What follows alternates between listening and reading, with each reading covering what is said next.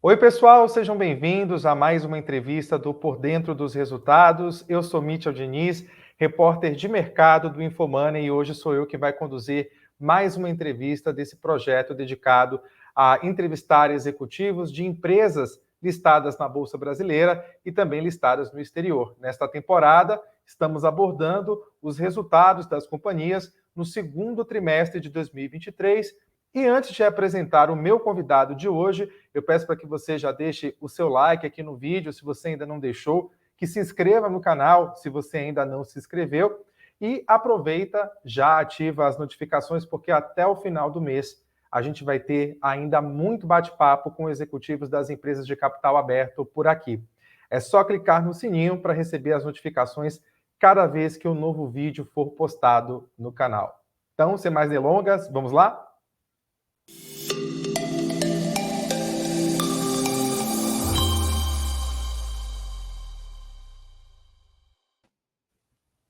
Agora sim, eu dou as boas-vindas ao Luiz Novaes, que é CFO da PagMenos e já participou conosco aqui do PDR em outros trimestres. Essa é a primeira vez que eu estou conversando com ele aqui por esse canal do PDR. Agradeço mais uma vez, Luiz. É sempre muito bom quando a gente vai acompanhando o resultado das empresas trimestre a trimestre, porque vai se contando uma história a partir disso, não é mesmo? Obrigado mais uma vez aqui por sua participação. Olá, Michel, tudo bem? Eu que agradeço o espaço de poder estar aqui conversando novamente sobre a PagMenos e explicando um pouquinho de como foram os resultados da companhia. Perfeito. O balanço está ainda quentinho, né? Foi divulgado no último dia 7 de agosto, junto com o anúncio de aumento de capital. E, Luiz, nesse primeiro momento, vamos te ouvir com um resumo de como foi o segundo trimestre de 2023 para a PagMenos. Fique à vontade. Legal. Bom, segundo trimestre do ano de 2023, a gente tem várias boas notícias, felizmente. A gente completou um ano, né, de integração da Extra Farma, a gente recebeu a autorização do CAD em agosto do ano passado, então a gente completou agora um ano. Então, o balanço comparativo do do segundo trimestre desse ano versus o segundo tri do ano passado, o ano passado ainda não tínhamos Extra Farma, então, no consolidado, a gente tem um crescimento importante, que é a própria Extra Farma, mas mesmo em PagMenos, né, olhando só PagMenos, standalone, a gente também teve algumas boas notícias de crescimentos operacionais. Então, em vendas, a gente cresceu 36% no consolidado e 11,6% só PagMenos. No EBITDA, a gente cresceu 29% no consolidado e 10,9% no só PagMenos. A gente conseguiu crescer market share, tanto da parte orgânica quanto inorgânica, então, mesmo expurgando a Extra Farma da conta, a PagMenos por si só, com as suas inaugurações e com as suas lojas, a gente conseguiu ganhar market share no Brasil. A gente teve boas surpresas, tanto no Sudeste quanto no Centro-Oeste, que são regiões, as nossas principais regiões são Norte e Nordeste, então essas outras duas regiões, elas têm uma participação no nosso negócio um pouco menor, mas a gente vem tendo surpresas positivas com essas duas regiões. Apesar do avanço operacional, né, em vendas e em EBITDA que eu acabei de falar, a gente teve uma pressão por conta do resultado financeiro, né? A companhia, quando ela fez a aquisição da Extra Farma, ela aumentou o seu nível de alavancagem. Então, o resultado da PagMenos, que no segundo trimestre do ano passado foi de 56,7 milhões de lucro, esse ano a gente só entregou 9 milhões de lucro, então uma queda aí de 48 milhões de reais. Desses 48 milhões de reais, mais de 60 milhões de reais foram despesas financeiras adicionais ao segundo trimestre do ano passado. Então, não fosse pelo efeito das despesas financeiras, a gente teria crescido o lucro em 25% aproximadamente em PagMenos. E para endereçar esse tema da alavancagem, né, que tem pressionado bastante o resultado da companhia, os acionistas e o conselho decidiram por um aumento de capital num volume de 400 milhões de reais. Esse volume vai ser bastante útil para diminuir a pressão de alavancagem da companhia, diminuir despesas financeiras e, consequentemente, aumentar o lucro da companhia. Também vai favorecer a retomada da expansão da companhia, que a gente enxerga que o mercado nesse momento está bastante favorável para crescer. As grandes companhias, aquelas que têm uma maior capacidade de abertura de loja, nesse momento de uma pressão de juros um pouco maior, uma liquidez no mercado um pouco menor, estão aproveitando esse momento para ganhar espaço, e é como a gente pretende fazer também. O ano que vem a gente pretende inaugurar 120 novas lojas. E a Extra Farma, como eu comentei no início, felizmente num patamar muito bom. A gente brinca que a gente saiu da água para o suco de uva. Ainda tem um trecho para chegar no vinho, mas a gente saiu de uma margem EBITDA na Extra Farma de 2,5% no ano passado para uma margem positiva de 2,5%, né, na métrica X e IFRS 16. Então, já é uma empresa lucrativa, já é uma empresa que gera caixa, operacionalmente muito bem, mas ainda tem um espaço importante para a gente atingir um patamar de rentabilidade da própria Pague Menos. E várias outras notícias também positivas no trimestre, o nosso canal digital aumentando a sua participação, algumas categorias de produtos que têm uma margem bruta um pouco melhor, do tipo genéricos, produtos de higiene e beleza, e a categoria de marca própria também crescendo bastante. E a gente também conseguiu, nesse trimestre, diluir um pouco as despesas da companhia, e isso nos ajudou a manter um nível de margem EBITDA parecido com o do segundo trimestre do ano passado. Então, esses são os highlights do segundo trimestre, tem bastante coisa legal acontecendo. A gente pode explorar aí um pouco mais alguns desses elementos aí, conforme você achar quais são os temas que você considerar mais importantes para a gente. Perfeito, Luiz. Eu acho que um dos principais temas que chama mais a atenção do investidor é justamente esse processo de integração com a Extra Farma, que, como você mesmo falou aí, né, já está se tornando lucrativa, já entregou um EBITDA positivo no segundo trimestre de 2023. Primeiro, eu queria saber como é que vocês estão avaliando o ritmo dessa integração. E junto com isso, eu pergunto quais são os desafios também dessa conversão, né? A Extra Farma é uma marca muito forte que vocês adquiriram. E como é que está sendo isso? Assim, transformar a Extra Farma em regiões, por exemplo, que o nome Extra Farma é muito forte ainda. Verdade. Bom, felizmente o ritmo de captura de sinergias, a gente comunicou assim que a gente fez o contrato, né, com o Grupo Ultra, a gente comunicou uma expectativa de captura de sinergias de 180 a 275 milhões de reais de EBITDA incremental, e a gente também publicou uma curva de captura. Essa curva de captura, felizmente, a gente está, na nossa leitura, 2 trimestres antecipado. A gente já conseguiu capturar anualizados mais ou menos 100 milhões de reais.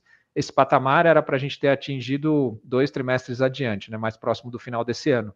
Então, felizmente, a gente já conseguiu migrar toda a condição comercial da Pague Menos para a Extra Farma, né? Então, a Pague Menos tinha algumas condições comerciais com fornecedores melhores do que a Extra Farma.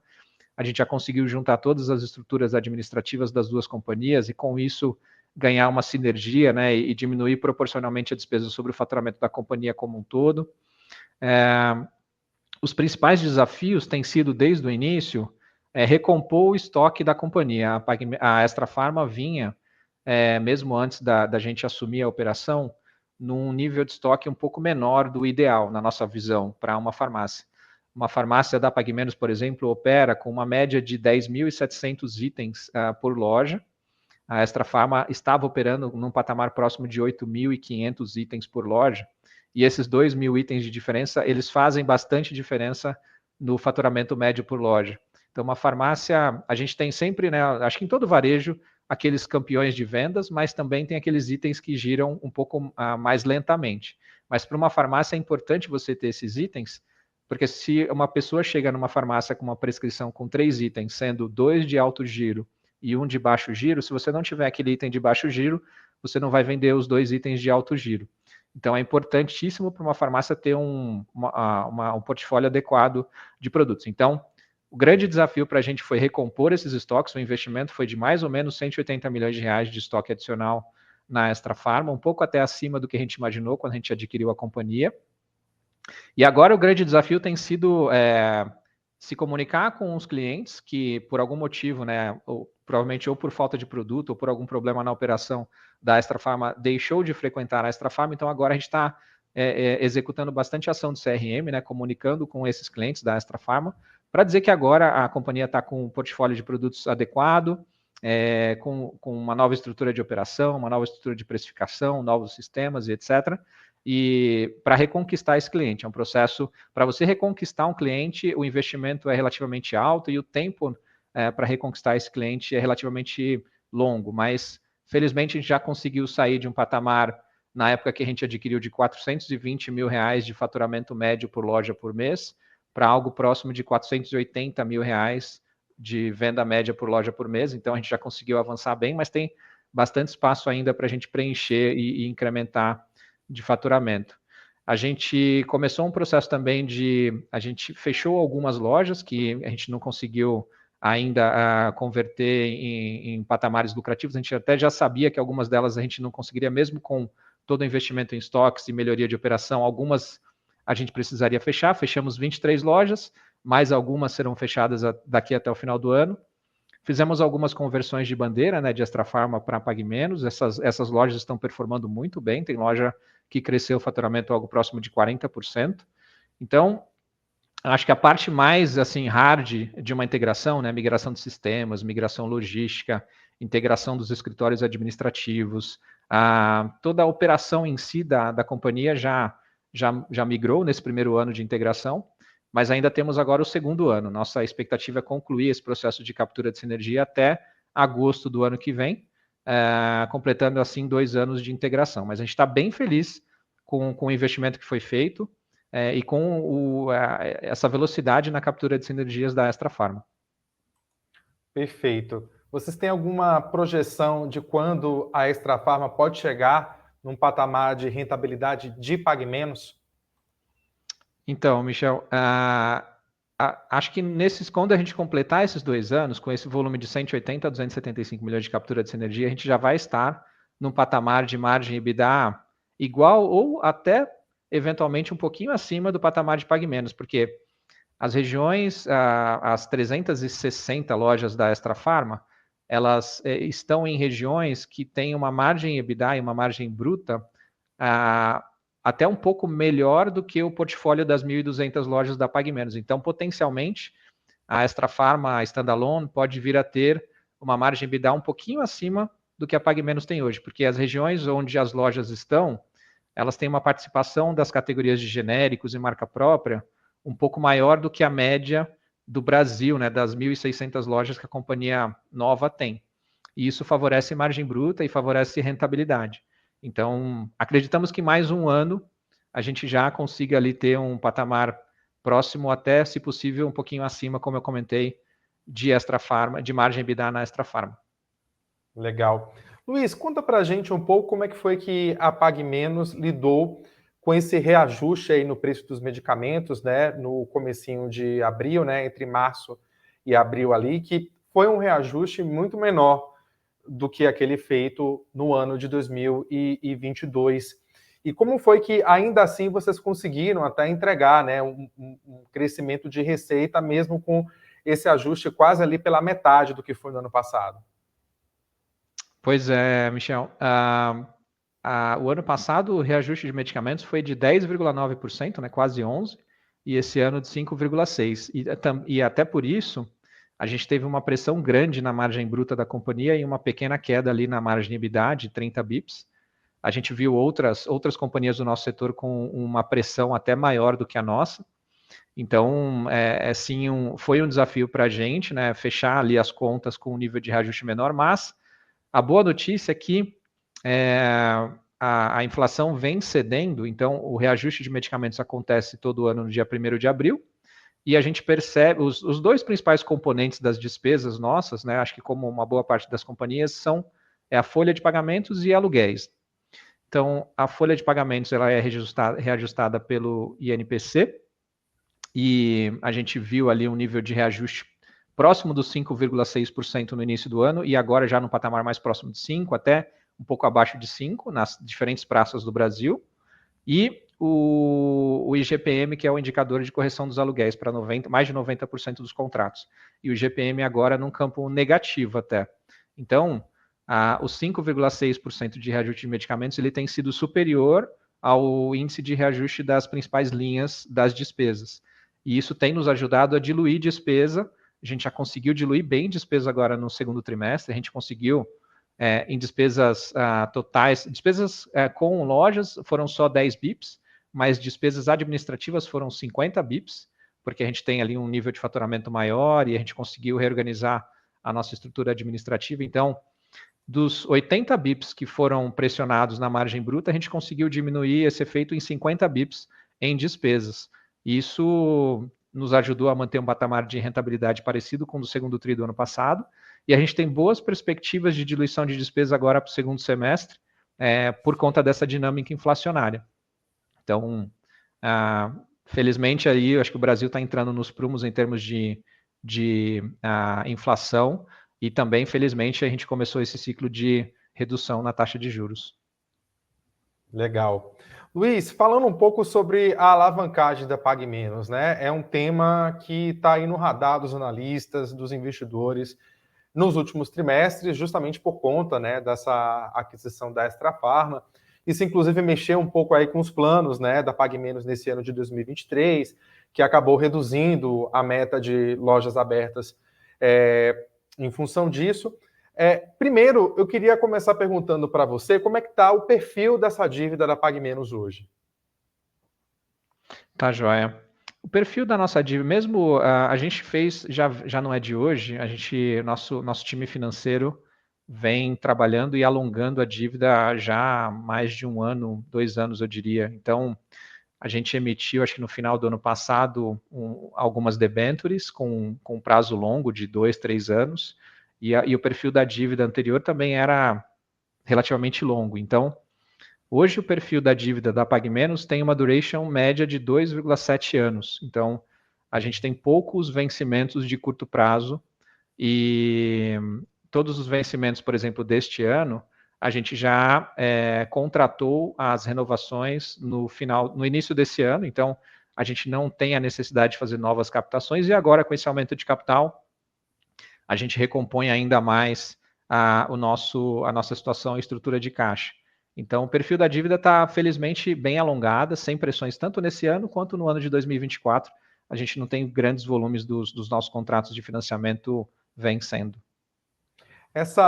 Esse aumento de capital, né, que pode chegar a 400 milhões de reais, qual que vai ser o impacto dele exatamente na alavancagem da empresa, né? Vocês têm um guidance para o ano de 2024, e mesmo com esse aumento de capital, ele não foi revisado, ou seja, está sendo feito, inclusive, para que essa expectativa seja alcançada, correto? É isso aí, Michel. A gente tem 2 guidances para 2024. 120 lojas novas e 1,7 vezes dívida líquida EBITDA. Esse aumento de capital ele vai favorecer o atingimento desses 2 objetivos. Sem ele, a gente realmente teria muita dificuldade em conciliar a expansão com uma redução de alavancagem, até porque esse ano e o ano passado a gente tem tido uma pressão alta de juros, isso tem consumido toda a melhoria, toda a geração operacional de caixa da companhia vem sendo consumida pelo serviço da dívida, e isso esse ano fez com que a gente reduzisse o número de inaugurações de 60 para 20 lojas, e a gente provavelmente reduziria também no próximo ano se não houvesse esse aumento de capital. Então, o aumento de capital vem em excelente hora para 2 coisas importantíssimas, ou duas relacionadas, né? E uma terceira. As 2 relacionadas diminuir dívida e diminuir despesas financeiras, né? Então, a companhia, no segundo TRI agora, apresentou um nível de endividamento de 3,1 vezes dívida líquida EBITDA. Com esse aumento de capital, a gente volta para um patamar de 2,2, 2,3 vezes dívida líquida EBITDA. E o ano que vem, com a geração de caixa, com a captura de sinergias de Extrafarma e com a melhora operacional da companhia, a gente permanece com o objetivo de atingir 1,7 vezes dívida líquida EBITDA. Esse ano também a gente precisou utilizar um dos nossos colchões de liquidez, que é toda a carteira de recebível que a gente tem. Então, a companhia tem mais ou menos R$1 bilhão de contas a receber com operadoras de cartão de crédito, e esse é um ativo bem líquido, um ativo até com uma taxa baixa de antecipação, porque ele não tem risco. Então, a gente estava usando uma parte desse volume para financiar um investimento alto que foi feito em estoques no ano passado. A gente chegou a antecipar algo próximo de R$500 milhões desse estoque que a gente tinha para poder investir em estoques, porque a gente, nesse momento de transição com a Extrafarma, de integração da Extrafarma, a gente precisou manter...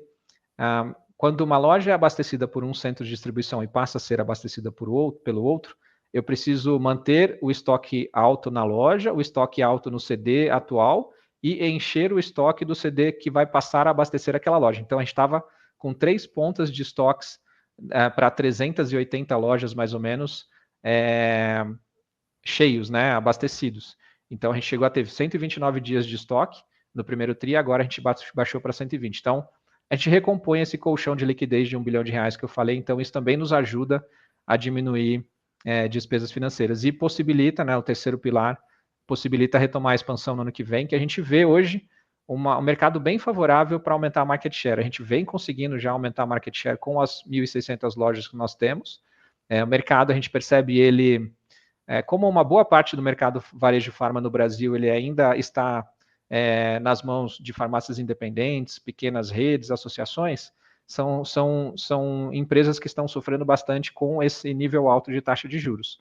Então, a gente percebe um bom momento de aumentar a market share e acelerar o processo de consolidação, que aqui no Brasil as farmácias ainda estão bem fragmentadas, e por isso também os acionistas decidiram aproveitar esse momento e fazer esse aporte de capital na companhia. Essa expansão que a redução da alavancagem vai permitir no ano que vem, com esse aumento de capital, Luiz, ela é orgânica ou a Pague Menos também tem aí em mente melhorando a situação financeira, melhorando a situação da alavancagem, quem sabe até fazer novas aquisições? Uhum.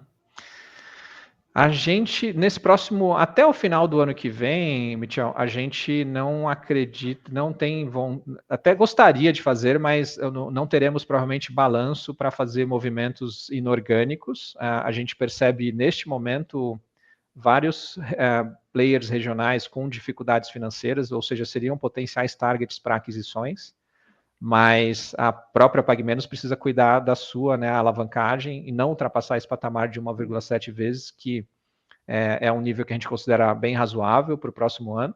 Então, a gente vai focar muito nesses 5 meses ainda desse ano e o ano que vem inteiro na abertura dessas 120 lojas, que a gente já tem como guidance, e na redução da alavancagem da companhia. E na captura de sinergias da Extra Farma, que foi um movimento super estratégico e importante que nós fizemos nesse ano passado.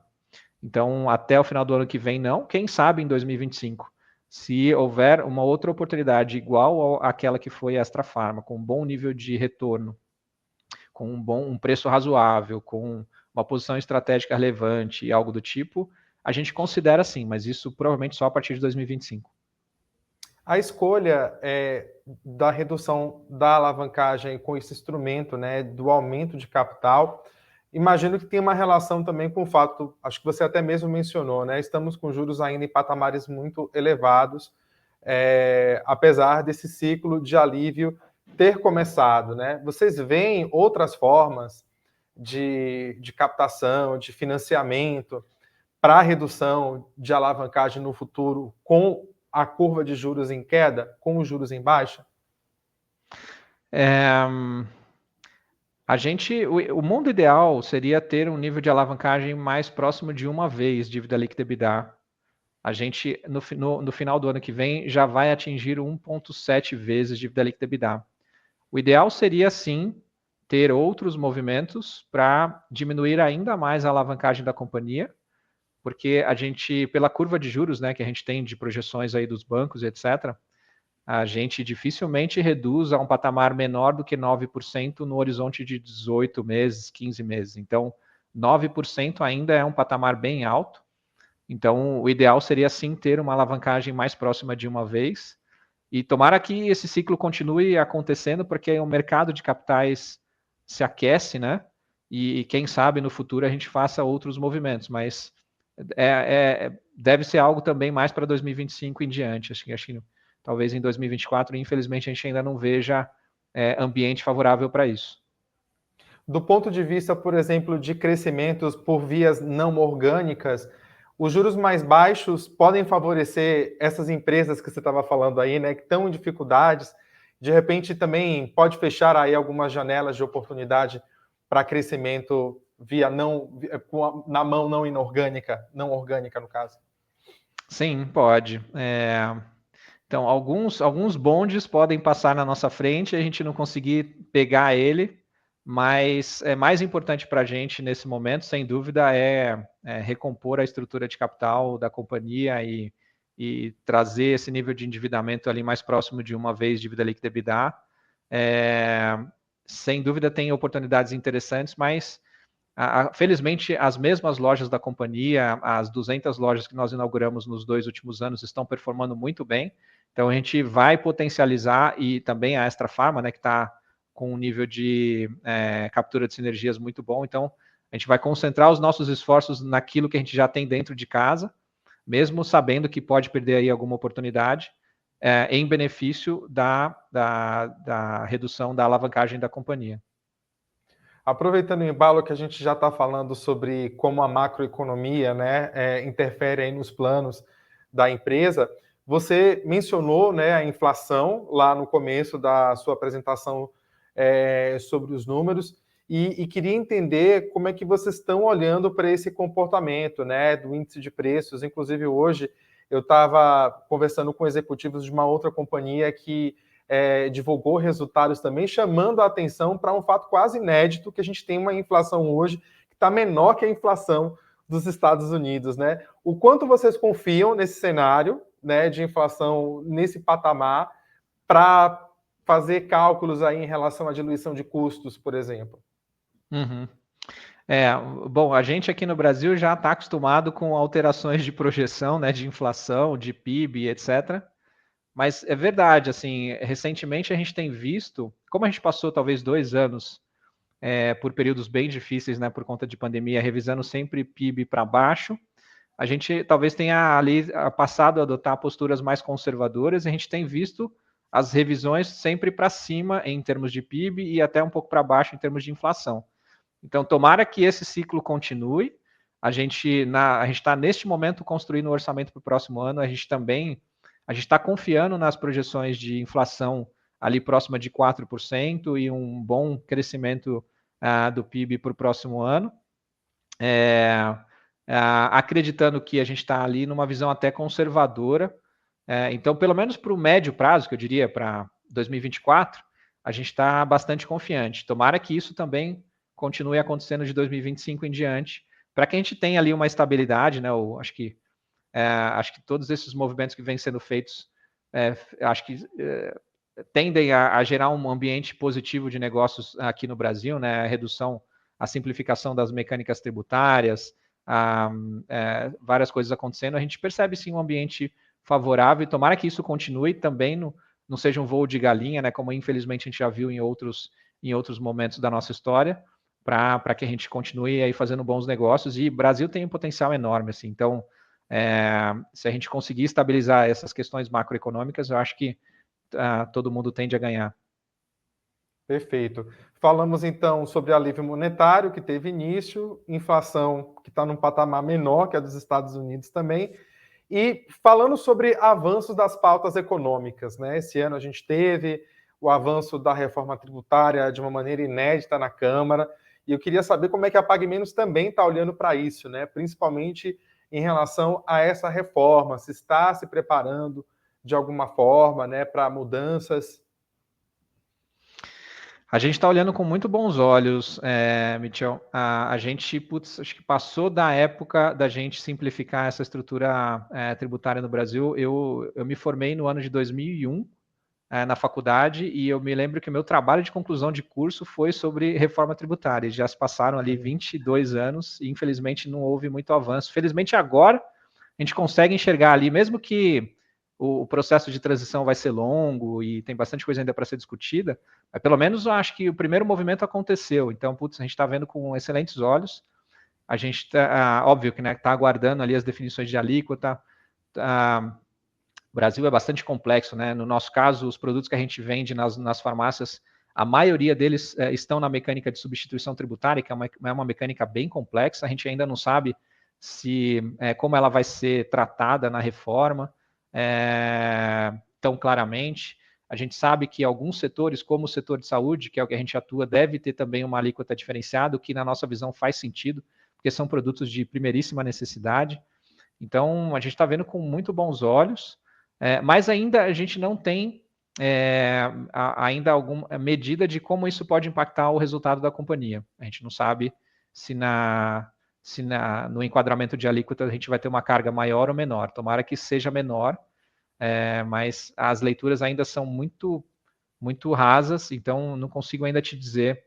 A gente percebe na parte federal uma necessidade muito grande, infelizmente, né, do governo de arrecadar mais. Então, infelizmente, a gente percebe que talvez nos impostos federais a gente tenha ali uma pressão maior de carga tributária, o que é ruim, porque realmente já estamos num patamar bem alto. Mas a gente ainda está aguardando, Michel, mais informações e fazendo alguns estudos aí com alguns consultores para ter uma visão mais clara aí nos próximos meses. Perfeito, Luiz. Todo mundo tateando aí nesse assunto ainda, entendendo, porque como você falou, ainda tem muitas aprovações pela frente, né, no Congresso, tem todo o período de transição, mas quanto antes as empresas se preparam para isso, melhor, e pague menos também fazendo o seu trabalho. Luiz, foi um prazer falar com você. Muito obrigado mais uma vez por sua participação aqui no Por Dentro dos Resultados. Desejo sucesso aí para Pague Menos e que a gente possa voltar a se falar em breve. Eu que agradeço o espaço, Michel. É bom falar com vocês novamente. Conte sempre conosco aqui. Obrigado pelo espaço. Muito obrigado. Até a próxima. E Tchau, obrigado tchau. a você também que nos assistiu. Peço mais uma vez para que você deixe o seu like aqui no nosso vídeo, se inscreva no canal se você ainda não for inscrito. Não se esqueça de ativar as notificações, porque até o final deste mês a gente ainda vai ter muitos bate-papos com executivos das empresas listadas na Bolsa Brasileira e também no exterior. Então, já ative aí o seu sininho para receber a notificação cada vez que um conteúdo novo for postado por aqui. Um abraço e até a próxima.